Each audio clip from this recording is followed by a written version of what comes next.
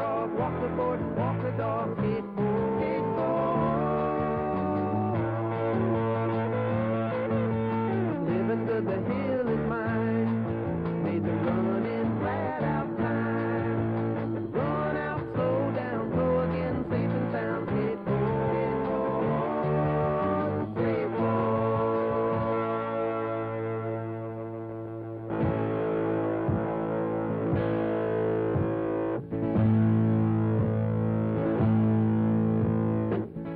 That perfect hill is out there somewhere. It's the one every skateboarder dreams about. But if you're going to do more than daydream about it, there are a few things you need to know.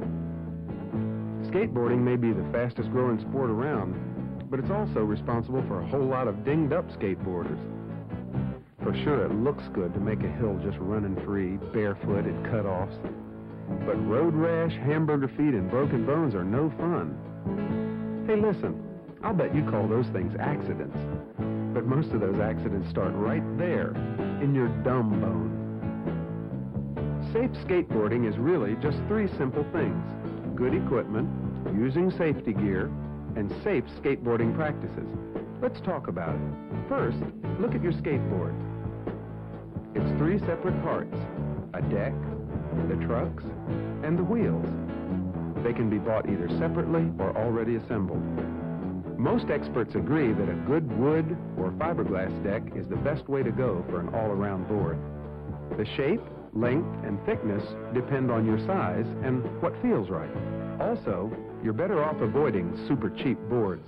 They may be flawed or wear out quickly. But regardless of the type of deck you choose, the top surface should have some kind of non-slip grip tape.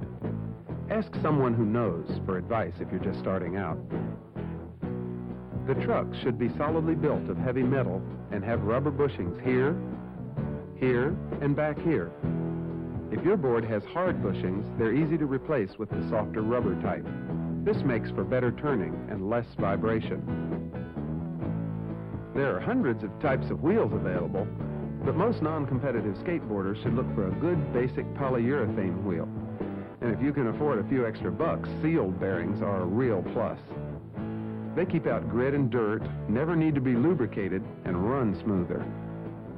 Also, be sure your wheel and truck combination leaves enough clearance between the wheel and the board, so if you turn with all of your weight over one wheel, they won't touch.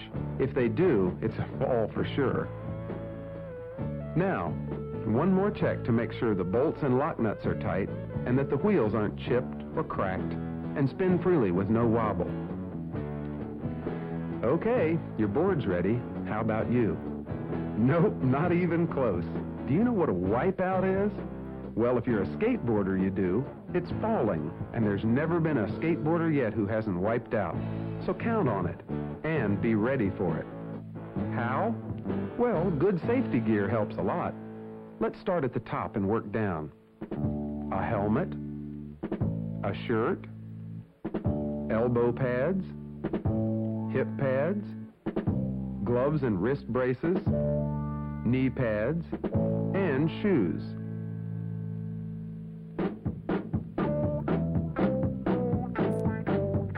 Won't you just look at me?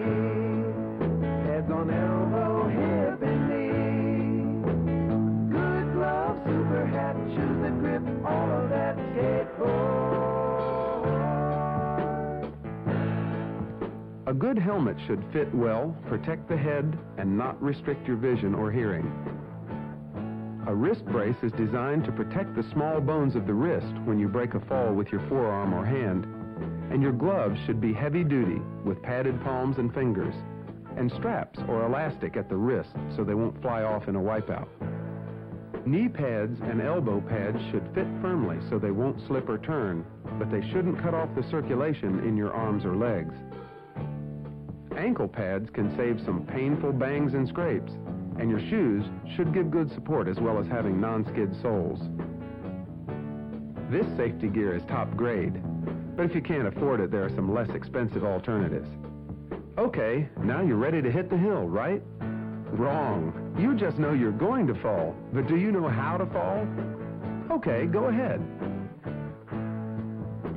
Wrong again. Come on over here and I'll show you the right way.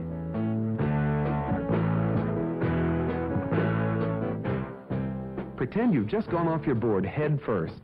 Now bend your knees, stay loose, and do a shoulder roll. Falling right will absorb a lot of the impact of a wipeout. One more time.